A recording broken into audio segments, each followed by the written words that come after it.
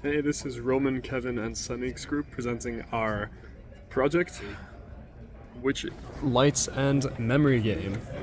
So the functionality of this game is on startup, it takes in a guess from the user for the final score, and the game logic then proceeds to generate said score by flashing a sequence of lights. Every time one of these LEDs is flashed, it adds or subtracts from the total score. So here is the game board that the user will see upon starting the game. It'll have green lights, red lights, and blue lights running down the board, and the speed at which they do so is dictated by the adaptive difficulty level, and the difficulty level adapts to the number of successful hits. So the user is allotted score if, when reaching the bottom of the screen and lighting up here, by a random factor, it assigns a hit as successful and unsuccessful. And if there is, in 10 seconds, more successful hits than unsuccessful, the level of difficulty goes up, making it harder to gain more difficulty, making it harder to get more successful hits.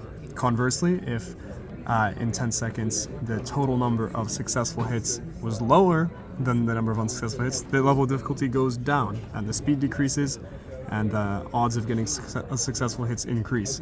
Basically, the function of the adaptive difficulty is to try and keep the difficulty level in the median range to prevent it from constantly giving successful or unsuccessful hits. In terms of the hardware, we have this system of DC motors here. On the right, we see one with a thumbs up. On the left, one with the middle finger up. And this is bluntly to convey to the user how the level of difficulty is changing in-game. As the difficulty level increases each time it does, the thumbs up servo will spin, indicating to the user that the game is getting harder, they're gaining score well, they're doing well. And if the level of difficulty drops, the left one will spin, indicating, again very bluntly, that their performance in-game, or rather this run of the game, leaves more to be desired, levels dropping. So it's just a visual feedback system based on logical values from the game itself. So Kevin's input is there's two. It's the LCD, which on the top line will display the user's guess that they input.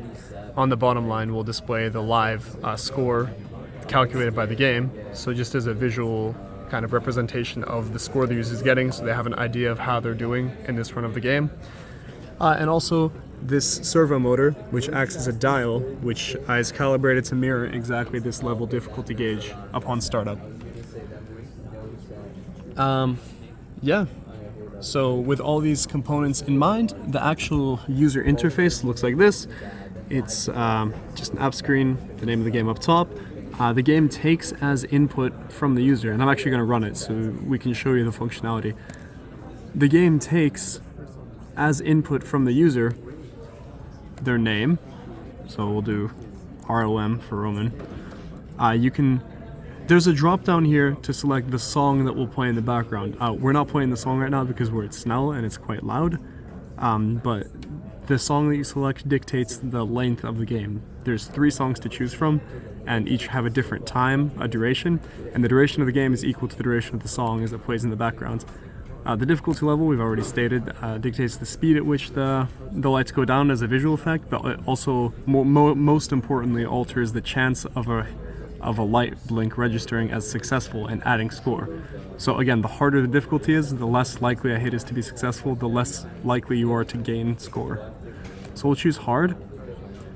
And most importantly, here is the predicted score. And I'll say maybe 1,000 as my predicted score. And if you are within 500 points, your guess of the final score at the end of the game, you win the game. And if you're outside of a range of 500, you lose.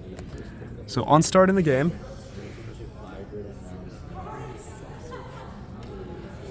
the LCD displays a message, most of which you missed. The motors do a little spinning startup sequence.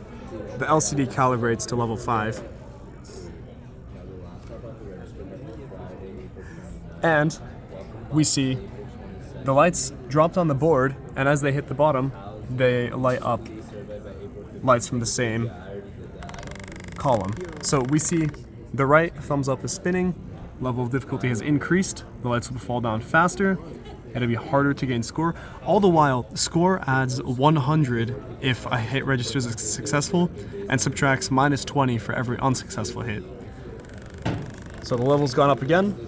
Here is the scoreboard presenting on top my guess and on the bottom the score in live time. These LEDs again act as the last LED in the column that you see on the computer right here. So as soon as these disappear from the bottom, they light up on the actual breadboard. The score is steadily going up. I am rather lowballing at this game. So the level of difficulty has been stuck at 10 for a little while. It has just gone down, speak of the devil. And the run of the game is over. That last spin of the middle finger you saw because we lost the game. Let me just pull up the user interface. Right, so the score, my predicted, was 1,000. The actual score is 3561. So the game prints you lose. The LCD briefly prints you lose also, but it clears because the game ended. And at the end you saw the left negative DC motor spin to indicate that we lost the game. And the servo motor is at 10. Well, it's fallen down a little bit, but it was at 10 to indicate that we ended the game at a difficulty level of 10. So all put together, this game is essentially a game of chance. But after a few playthroughs, you can pretty consistently predict the range of score you're going to get. Namely, if you started at a hard difficulty, you know that it's going to go faster, it's going to add score more often, so you should probably go with a higher number. If you start with easy, you know that it's going to start off slower, it's going to start adding and subtracting score slower, so a lower number will suit you better. And also the duration of the song. If you pick a longer song, you will learn to pick a higher score. This is a game that you can only get better at and try to win by playing it multiple times. It's a clever way to garner user engagement. But all in all, that was the virtual walkthrough of our game, and we are looking forward to presenting it to you in class. Thank you, and see you then.